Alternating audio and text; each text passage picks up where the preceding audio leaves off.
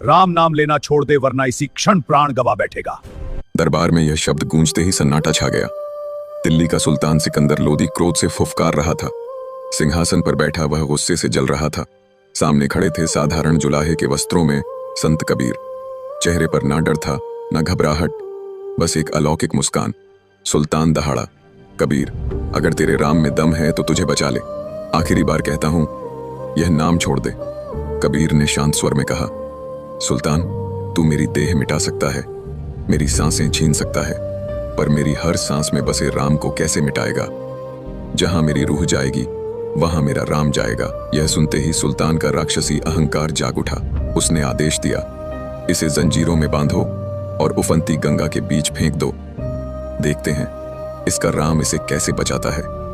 लोहे की भारी जंजीरों में जकड़े कबीर को सैनिकों ने उठाया और उफनती लहरों के बीच धक्का दे दिया। पानी का भयानक शोर उठा और फिर सब शांत हो गया।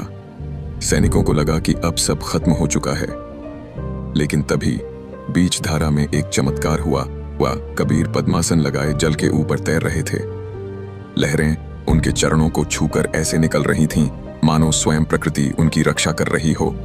यह दृश्य देखकर सुल्तान क्रोध और आश्चर्य में डूब गया। उसने दूसरा वार किया। एक विशाल मदमस्त हाथी लाया गया। कबीर को उसके पैरों के नीचे फेंक दिया गया। सुल्तान चिल्लाया, कुचल दो इस गुस्ताख को। हाथी चिंघाड़ता हुआ पूरी गति से आगे बढ़ा, लेकिन जैसे ही वह कबीर के पास पहुंचा, वह अचानक रुक गया। उसकी आंखों से आंसू बहने लगे। उस शक्तिशाली पशु ने अपना मस्तक झुका दिया और कबीर के चरणों में बैठ गया। यह देखकर सुल्तान खुद कांप उठा। उसने धीमे स्वर में पूछा, कबीर, यह कैसी शक्ति है तेरे पास? कबीर बोले, ना मैं मंदिर का, ना मैं मस्जिद का, ना मैं हिंदू ना मुसलमान। मेरा राम दीवारों में नहीं बसता, वह हर उस दिल में रहता है जहां प्रेम है। और सुल्तान, प्रेम को तलवार से कभी नहीं जीता जा सकता। उस दिन सुल्तान ने अपनी हार स्वीकार कर ली। कबीर ने फिर साबित कर दिया कि सच्ची भक्ति के सामने काल भी झुक जाता है।